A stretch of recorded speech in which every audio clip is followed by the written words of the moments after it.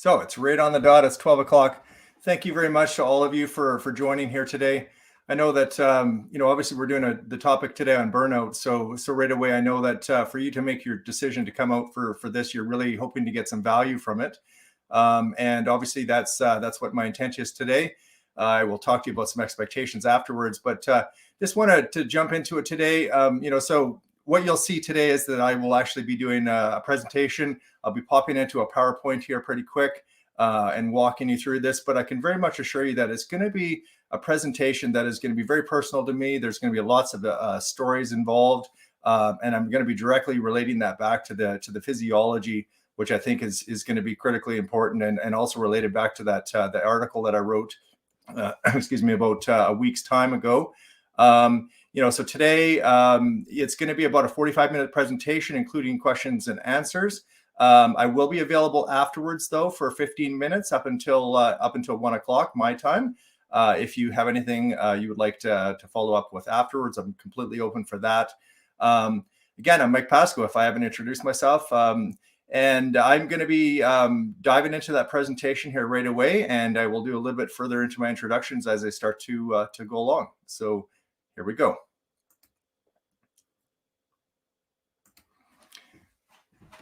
So obviously this topic around burnout is really critical and critically important. It's been something that's been going on for a very, very long time, and I'll be getting into the details of that for a while. But I want you for one moment to think of our solar system and think about the sun as representing our mental well-being. And I want you to think about the 8 planets that revolve around it. Thankfully, Pluto is no longer one of the planets. Is the 8 dimensions of wellness. And those dimensions are designed to either improve or impair our mental well-being. And this is the energy share that happens between the sun and the planets.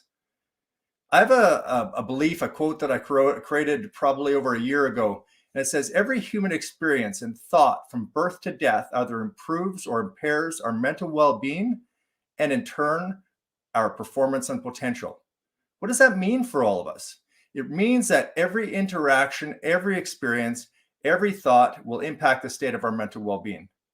So if there's one thing I want all of you to walk away with today, is that burnout is a mental health concern. It's a mental health emergency for some people. It is an indication that our mental well-being is being diminished. And that is not a good thing. So I'm Mike Pasco, as I mentioned earlier, and I am a mental well-being strategist, a human performance coach. I've been doing this for 30 years. Over the last 30 years, I've coached hundreds of athletes. I've been in and out of organizations, working with professionals and human resources, employee experience. My big thing is around how can I create incredible employee experiences, incredible customer experiences that are going to make an impact on them. How are we going to get the best out of their mental well-being, and how are we in turn going to be able to get the best performance for the organization? And so how do I do this? I create strategies with professionals like yourselves. I notice there's a lot of people in human resources, employee experience. And the secret is around creating strategies for wellness, diversity, equity, inclusion, belonging, and psychological safety. I've coached hundreds of individuals around and teams around the barriers they're facing. Again, every single one of them always comes back to a case of mental well-being. How is it impacting their mental well-being and in turn their performance? And I speak about important topics like this one that you're seeing today. And it really comes back to is I'm talking about what is it that impacts the mental well-being of people and in turn the culture and the performance of an organization. And I know that I've always known this, is that the secret to improving the performance and potential of people always comes back to getting rid of whatever it is that's going to impair their mental well-being. So if I was going to look at this and say, okay, so we're talking about burnout today. I have an analogy or a metaphor looking at it. I call it the death by 1,000 cuts.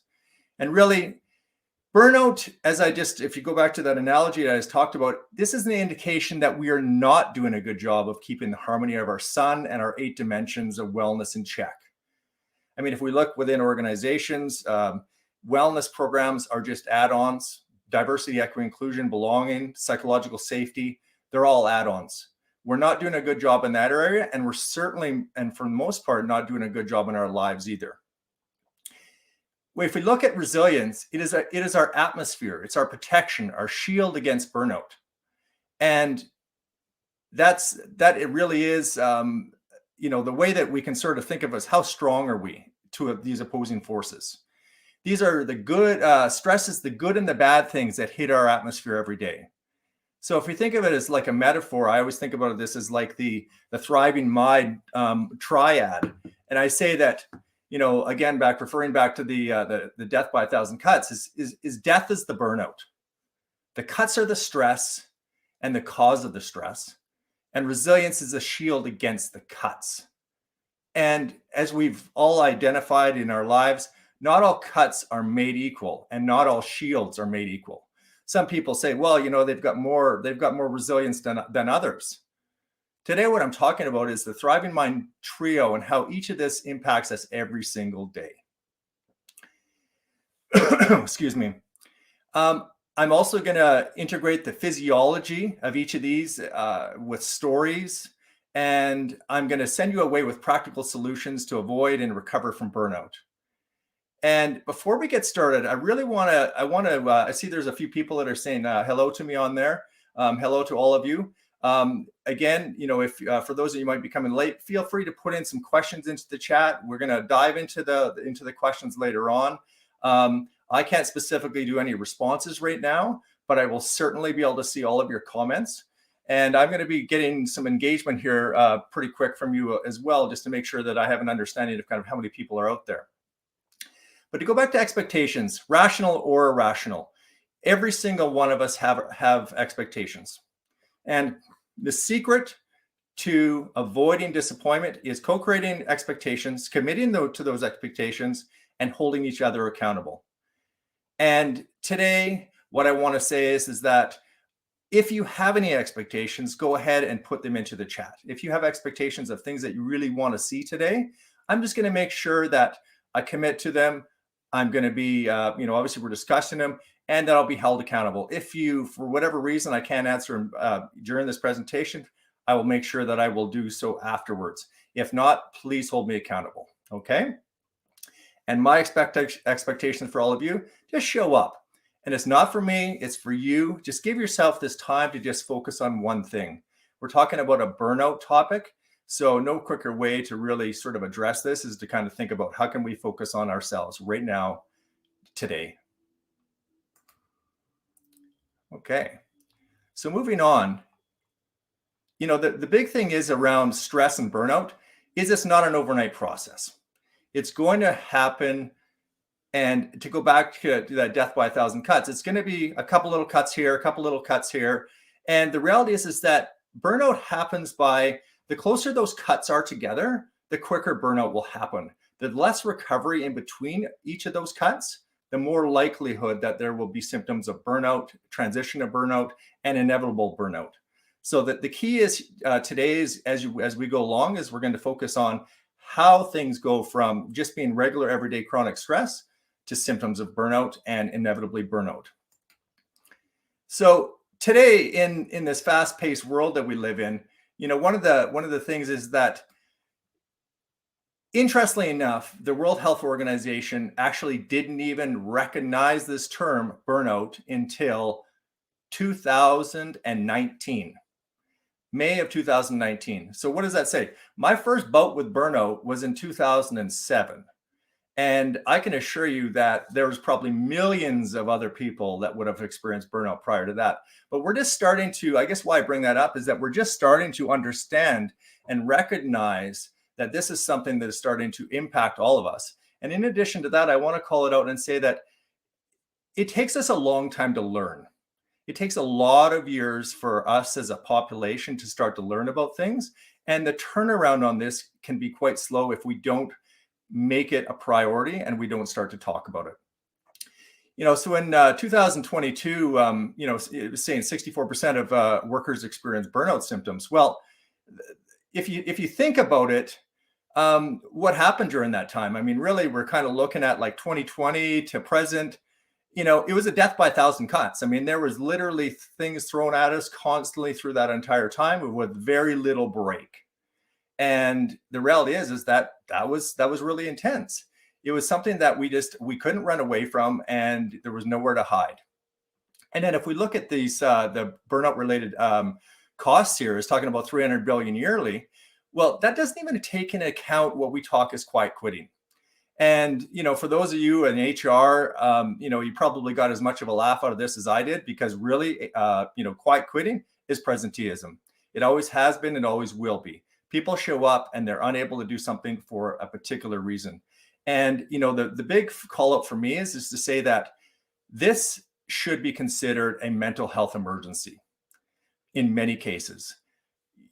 I have been coaching high performance people for a very long time, and I can tell you that people that are high performers do not just all of a sudden one day decide that they want to be low performers. This does not happen. And for them to all of a sudden get to that point, there is going to be something wrong with their mental well-being, and there needs to be a discussion around that and figure out what is it that's impacting them.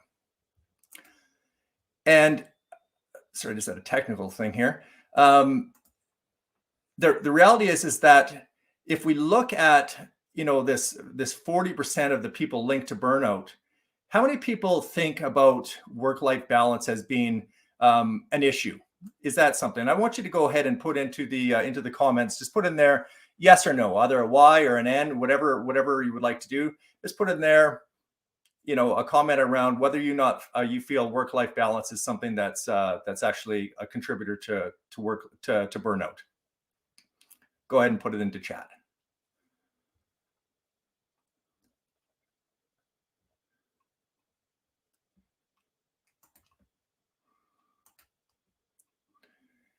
So, sorry, I'm just going to back this up.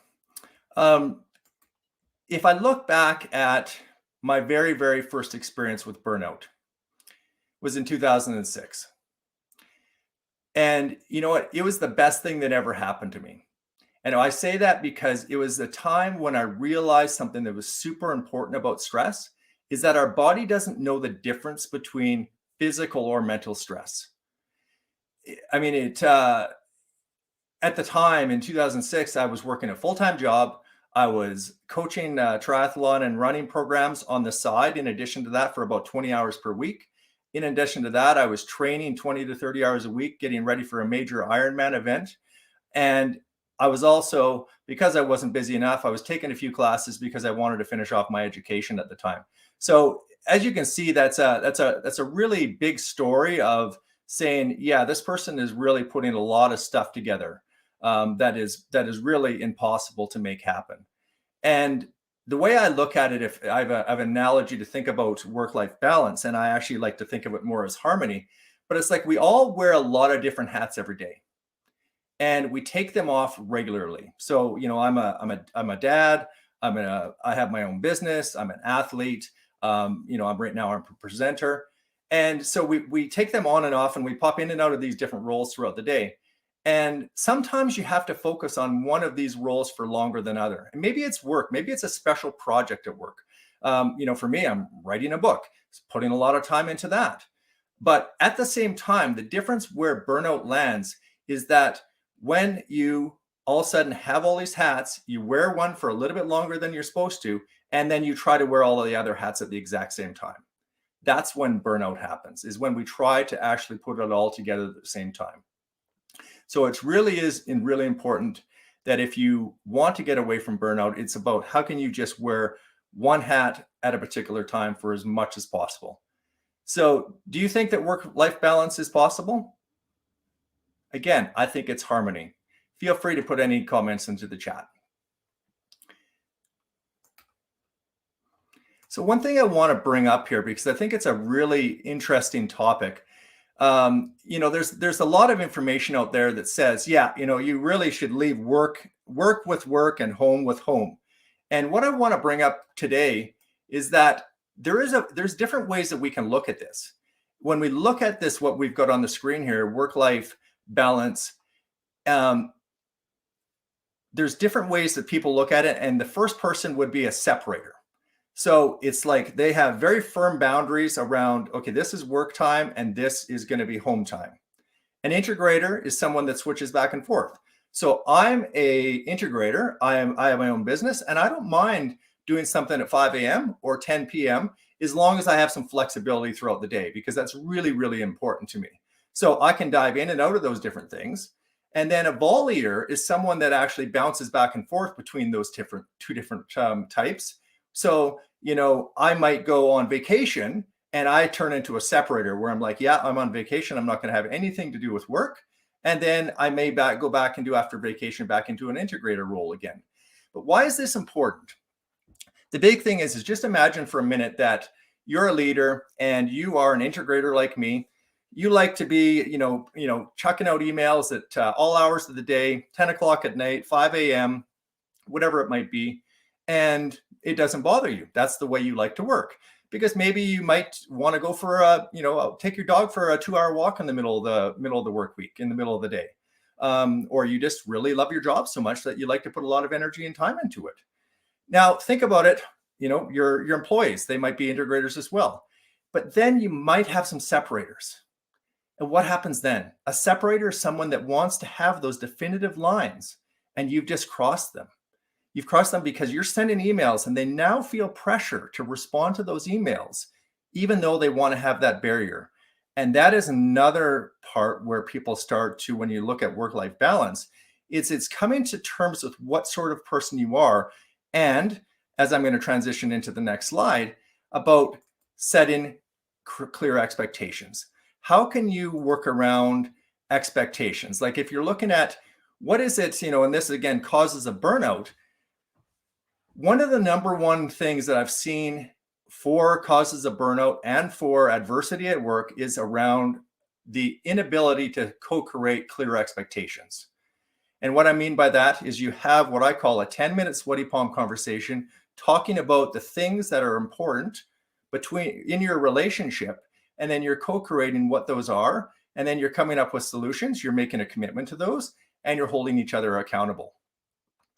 So and the interesting part is that just a few months ago, or in the last couple of months, I did a couple polls on LinkedIn, and one of them was asking, what is the number one thing that you want employees, or what employees want from their leaders? And the number one thing out of a whole bunch of options, 3 other options that were really quite nice, number one was setting clear expectations. I also did a poll just a week later after that, and I said, what is the thing that leaders have the most difficult work? One of the things that they have the most trouble working on, and it was setting clear expectations. And the reason being is that they have a fear to do it. They have a fear to have that 10-minute sweaty palm conversation. They're not quite sure about the skills about that. So on one hand, we've got employees that are demanding clear expectations. On the other hand, we've got leaders that are saying, I'm not sure how to do that. I'm not really confident in doing that. And that's where we can start to see that we've got a problem and a conflict that starts to pop up.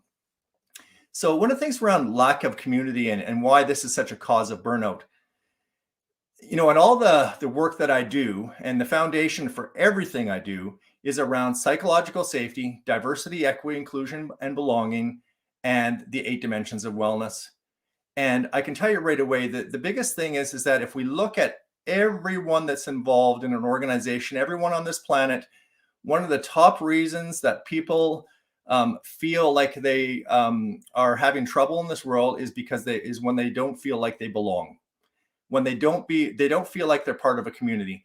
Everyone just wants to have a voice and be heard, and they want to be able to belong, and that is one of the most important things. So the thing about that is if they don't feel like they belong, then they're either going to leave or they're going to stay and suffer. So if we look at, retention and recruitment of employees, and we look at the idea of burnout, if people are not getting what they need and they are forced to make a paycheck and make some money, they sit there and they kind of suffer in an environment which does not work for them. Or if for people that do belong, they absolutely have the potential to thrive.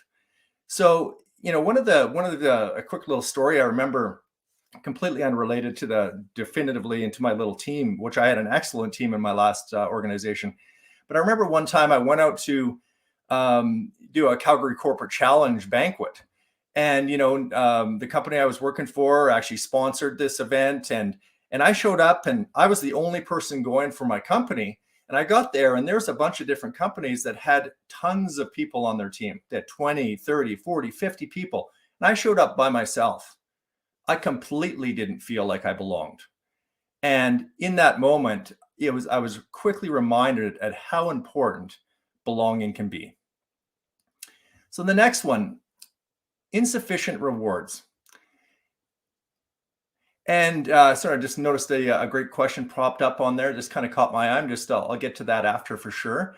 Thank you for that, Amna. Around insufficient rewards, my experience, and this is quite common because again, I'm working with a lot of people that are really quite driven. And again, looking in the mirror at myself and the same thing, it rarely comes from not getting enough. So it's not like you're not getting enough praise. You're not, like those things are not necessarily things that are going to cause you. They are going to cause you burnout long term if you feel like you're not getting appreciated for who you are. But what I found mostly is that actually it's when people are getting too much reward. And if you remember back to my burnout story earlier, I was coaching, and I was full-time job, and I was a student, and I was doing all these things. I mean, I was on fire. I was doing awesome until I wasn't. I mean, I literally came to a day, and I remember just like yesterday that it all of a sudden just like abruptly stopped. I felt trapped. I mean, if I look at lack of control, which is where I'm going to kind of transition to next, is that this feeling of being trapped and overcommitted and no way out, and it was just there was absolutely no way that I could actually say no to anything. And when I think about that lack of control, what really did it for me was that one day I was in the basement, I was pedaling away in my bike, so I was probably 3, 4, or 5 minutes into the bike ride, and I realized I couldn't turn the pedals anymore. I was completely done. I had reached my breaking point, and there was no further to be going. And so, the next week I ended up going in to see my doctor, and he gave me 3 weeks off of everything. It probably should have been 3 years, to be honest, but I got 3 weeks, and I started to cry, and I almost kissed him because I was no longer trapped. It really was like a get out of jail free card. And it absolutely was, one of the best things that ever happened to me, because it gave me this idea that I actually have control and that I'm able to say no.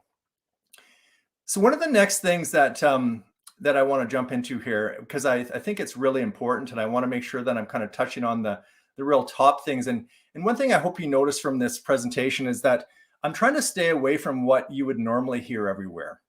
I'm hoping that you're starting to realize that that I'm taking burnout to a different kind of a level than you would typically hear about. And a little bit, I'm going to, as if for those of you that would have read my article, I'm going to be jumping into a little bit of the science behind all of this as well, the physiology. So regarding personality types, so go ahead and put into comments. I just want you to put in there, looking at these personality types, do you see anything that may be your personality type? So I actually did, I gave this some thought, and one of the things that popped into my mind, the commonality amongst all of these three things here is more, not enough. The people who have these personality types, looking at myself, I probably should hit all three, is that there's always a desire for more and never enough. Things are never going to be good enough. And that is a really, really big challenge, and why I wanted to ensure that I brought this up in terms of what is a contributing factor to burnout. So, some time ago, I actually did some posts on LinkedIn, and so I'm kind of popping on different groups and various groups and popping out these questions and getting hundreds of responses. I mean, over thousands of responses. And I asked people about their personality type, and these particular personalities, and the other one that was an option was introvert, which, by the way, is a huge personality type for burnout. We won't be talking about it today, but I can certainly address it in future talks. But the thing is that most people, so it was an equal distribution amongst these three, but almost every single person wanted to actually check all three, and even the introvert part as well. And I asked the next question, and this was a really big one. Who did they feel was responsible for their burnout? And I put themselves as one of the answers. The number one, almost 60% of the people polled, of almost 1,000 people, said themselves. They are the key person responsible for their burnout. And that's just an example. I mean, it's not necessarily the case. I mean, if we look at this presentation, there's a lot of intrinsic stuff and there's a lot of intrinsic stuff. Environment. I'm going to get into a story here soon that's going to talk about extrinsic part. But there is a very integral part around personality and how that plays a role in all of this. And, when I looked at, again, in part of a poll, I said, what drains people the most? And right across the board, it was an equal split between work, relationships, and finances. Not that any of us will really be shocked by that, but that's seriously, those are things that are really, really difficult for all of us in this present day. So now, if we think about how does this all come around in terms of the chemistry? It's, so for those of you that read the article, it probably seemed quite challenging for some of it. I mean, even with my, I had a nice little, table at the bottom, talked about all the words and everything like that. But it really comes back to what is the thriving mind triad. And how do we kind of look back at that? So like, it's this relationship between stress, resilience, and burnout. What is that relationship there? And, in my last experience with, last experience, so it actually would have been my third experience with burnout, was probably about, I guess it would probably be about 20 months ago, a little bit less than that. And the cut, if I look at the cut, and if we go back to that triad again, so we're saying the stress was bullying. And what was the form of bullying? What were the things that happened during the bullying that made the cuts, 1,000 cuts, so challenging every day? It was the microaggressions, the manipulations. It was making me feel dumb, pretending I wasn't there on group calls and not including me. I mean, this all happened during COVID. And so everything was virtual. It was on a screen, and, and literally it left me kind of walking away thinking I was crazy. And each and every one of these things, now we're going to kind of get into the chemistry of it, hit my amygdala like a freight train, so it's that little almond shaped piece thing in our brain that sets off the alarm bells. It floods our body with adrenaline and cortisol.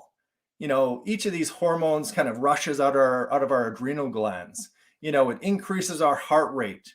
It jacks up our blood pressure, shocks our immune system. The reality is that we've all heard of this before. It's the fight or flight response. And, we oftentimes relate that to like, okay, a pit bull. You see a pit bull and you want to run. You get scared and you want to run.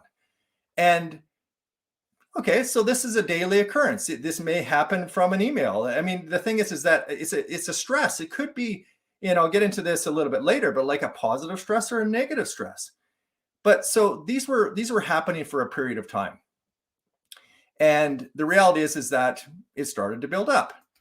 And now I have to kind of think about how was it that if I was looking at the overall impact of this, what was the prolonged stress and how did it impact things?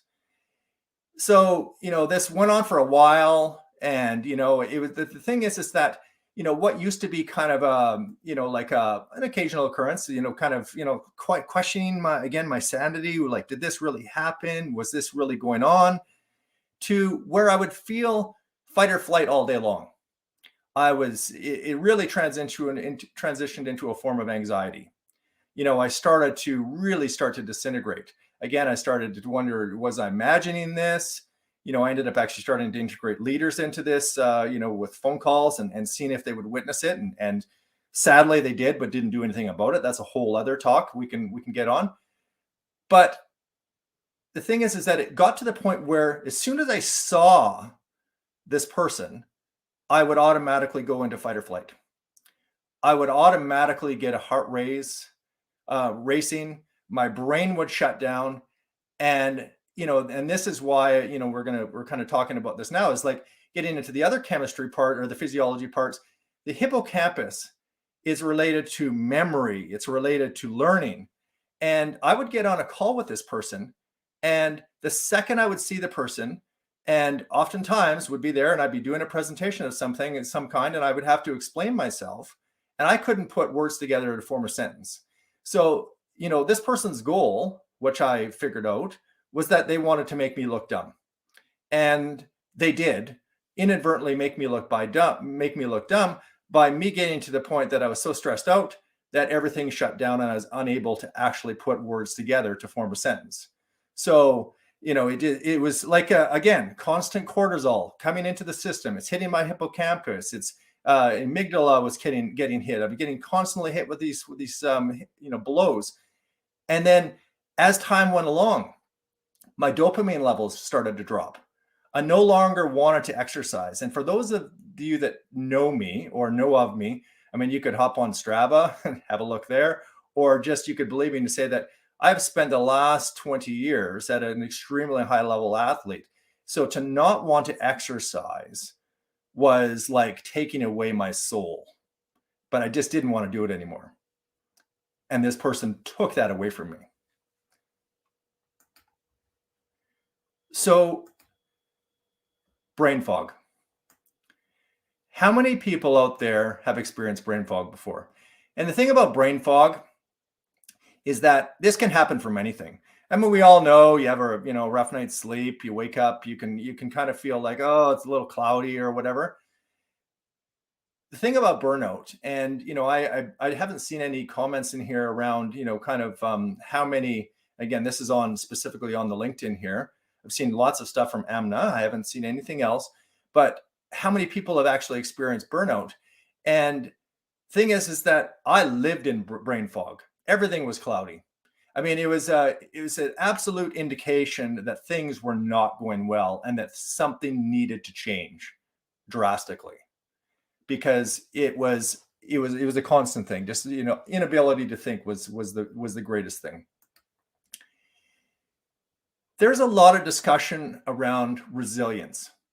And the thing about resilience is that, again, to kind of go back to what I talked about earlier, what is resilience? It's the shield to the cuts. That's really what we're talking about here. And the problem with resilience, and this is to go back to the physiology thing, and we're looking at that again, that stress response, that pit bull response, is that the more you actually get hit with the cortisol, the less likely that the more likely your resilience is going to start to wear down. So the more often you actually have that fight or flight response, and with only small breaks of time in between, that's where you actually start to break down your shield. You break down your resilience, and you're no longer able to be able to stand up to that. And, again, so the closer that these things are without the blows, then you are unable to actually be able to tolerate things. And, we talk about, stress. And I sort of mentioned earlier that we were going to jump into the topic of stress specifically. Many of us would know there's two different types of stress.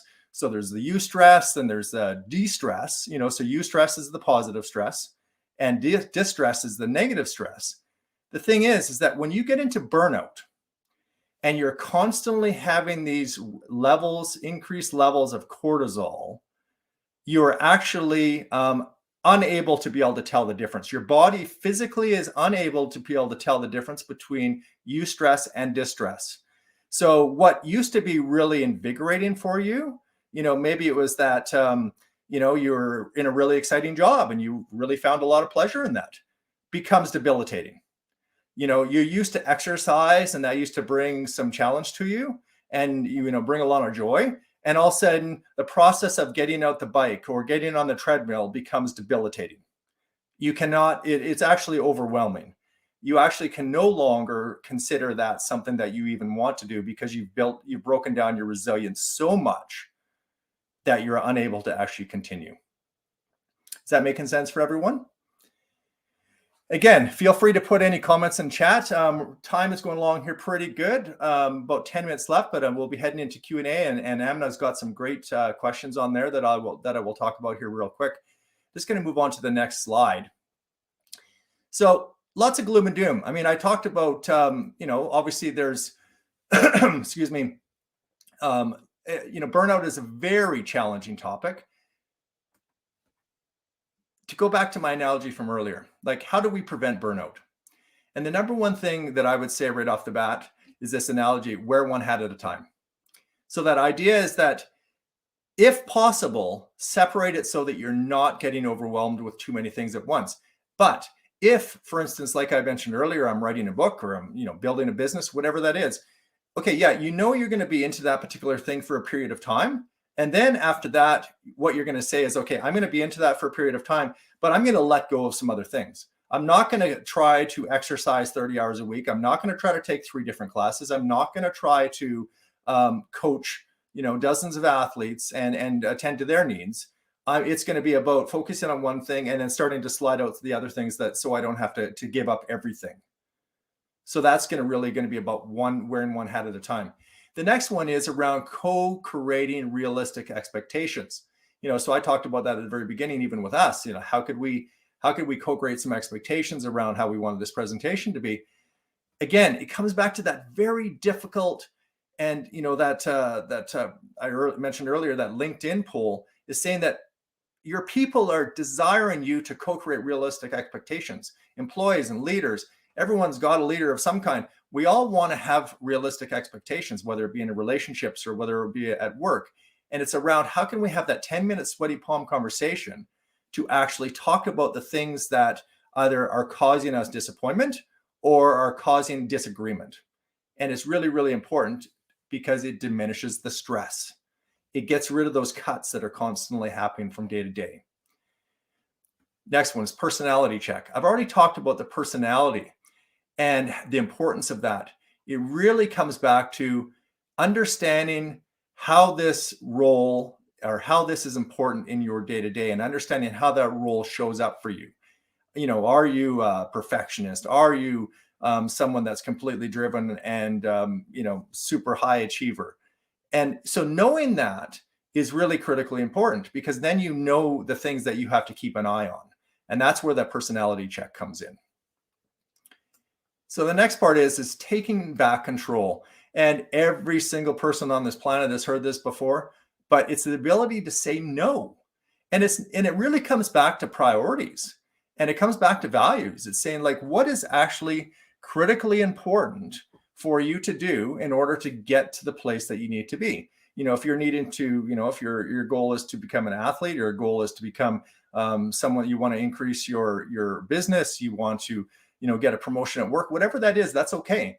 But it is about, how can you actually focus on that and diminish some of the other areas so that it doesn't take over. And the other one is recharge regularly. One of the things I noticed during my examples of burnout is that things like painting rocks with my son, coloring, doing Lego, things that were completely unrelated to life, my regular life. They weren't exercise. They weren't, I was desperate for something that would bring me some sort of quiet, some silence, watching a really good movie that maybe is heartfelt. These are things that allowed me to recharge in between the cuts, because the cuts, that's the biggest thing, is that if you don't, the bigger the gap you have between the cuts, the more likelihood is that your resilience will start to build back up again. You'll be able to build your confidence back up again to be able to actually face these challenges. Until you give that break in between, you're not going to be able to bounce back.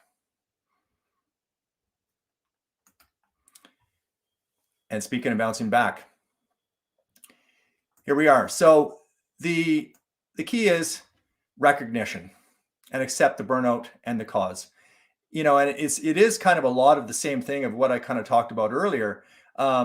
It's about looking at yourself in the mirror and saying, yeah, what role do I play? Also looking at what you're getting exposed to, and can you actually make a change there? In my my experience, if I look back to my example of the burnout, just me going to the doctor, like stepping past the stigma and going to the doctor, well, first recognizing I had a problem and then going to the doctor was massive. Many people are not even wanting to get to step one. And that is the most critical thing that a person can do. The next one is time off.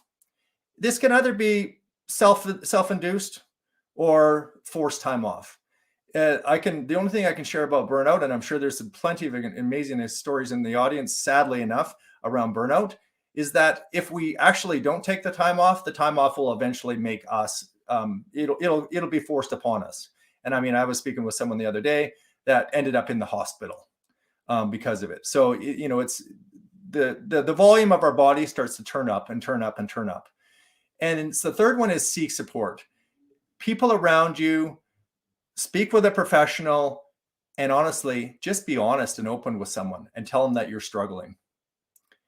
The next one is reevaluate priorities and set your boundaries. I mean, we kind of already touched upon that there, but it's about what do you want to say yes to? What do you want to say no to? And then taking some downtime and bringing a gap in there in between the cuts. That's really going to be the critical part.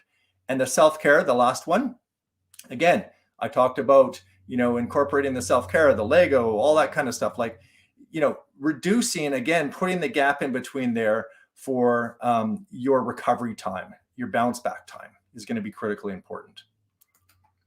So I just want to finish up here. It's, we've got 12:41 my time, Mountain Standard Time.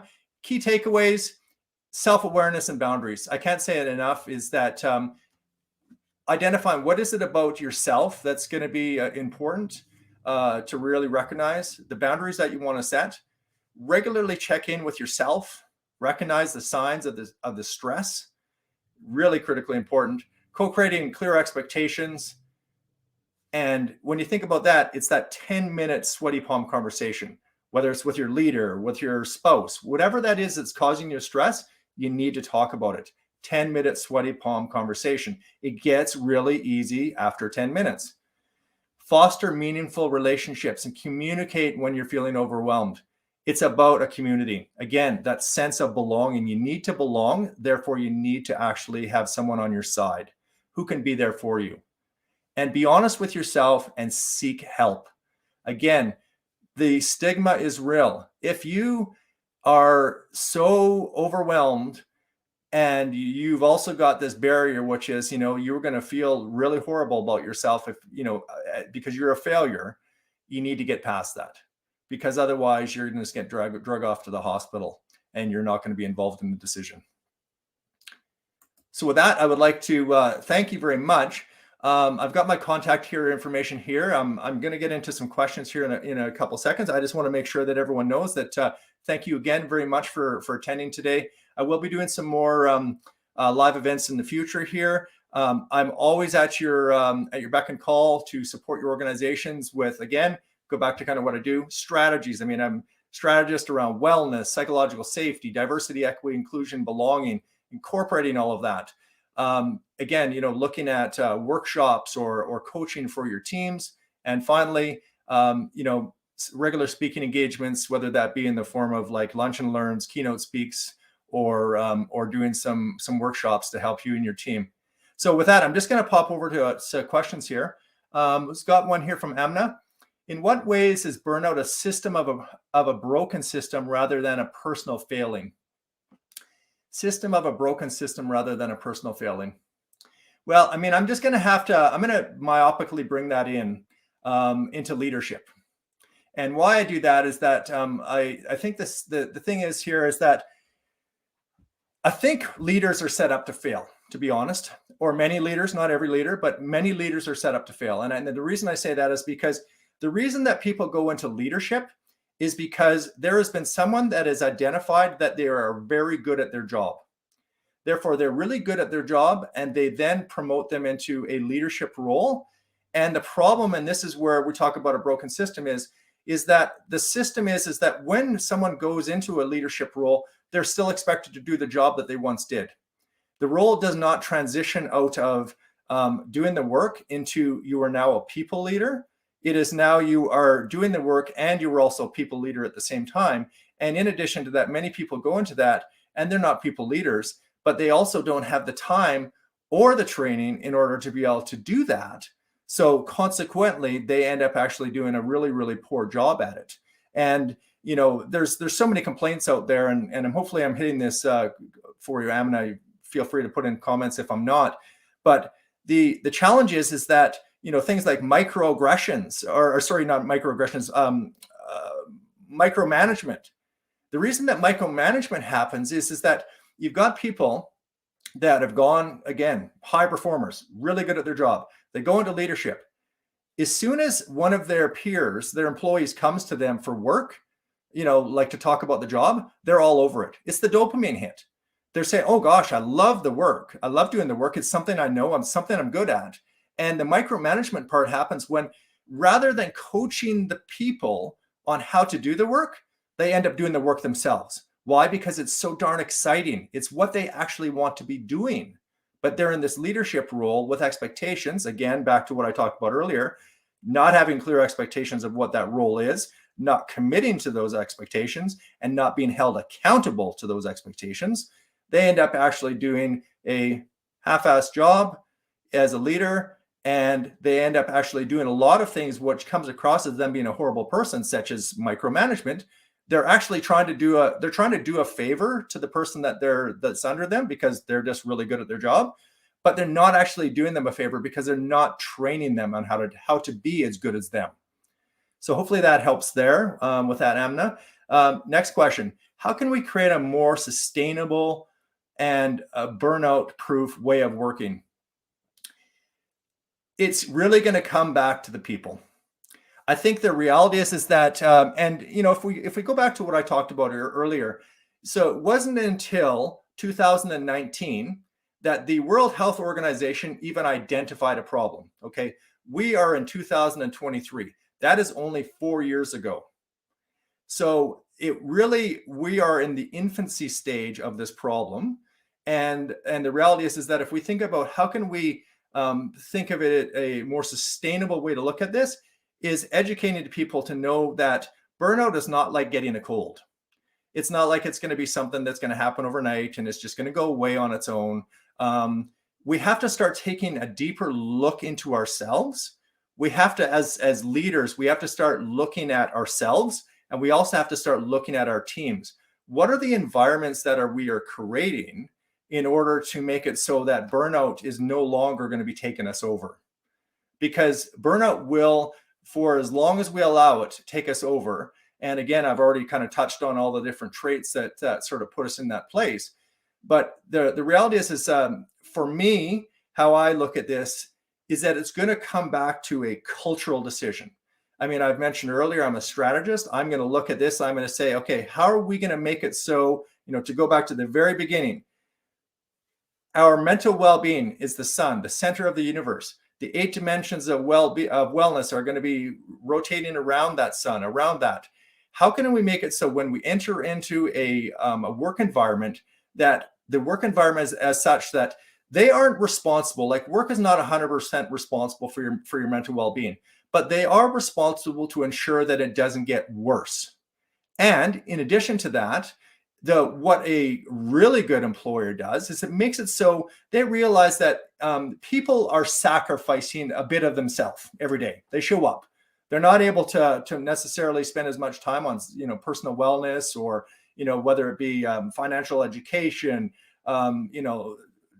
whatever it might be, social wellness, whatever. I mean, I never specifically talked about all 8, and I can certainly put that into the chat.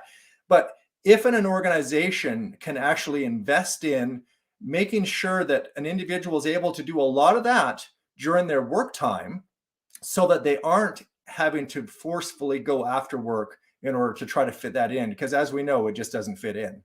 So it's really, really integral. And as from an organizational perspective, make it so we don't have toxic environments, but in addition to that, that we support our people so that we can make sure that they are well, that we identify problems when they start to exist. So hopefully, Amna, that helps you with that. Unless I see some other questions pop up here, I'm prepared to sign off here right away. But I just wanted to, so I guess there's no more questions popping up. Hopefully I helped you out with that, Amna. Again, everyone, thank you very much for showing up today. I really appreciate it. If you have any questions, you can reach out to me on LinkedIn. You can do a DM, direct message, or feel free to, my email address is right here, mike@mentalwellbeingforlife.ca. You can jump onto mentalwellbeingforlife.ca at any time, and you can certainly get lots of information there. I've got a great contact form. So I want to thank you very much for showing up. I mean, this is a difficult topic. It's one we all face or potentially will face and hopefully never face. But with that, I would like to thank you very much. And thank you, Jen, for your comments. I appreciate that in the comments. So everyone, have an amazing day. Feel free to check in with me soon. Bye for now.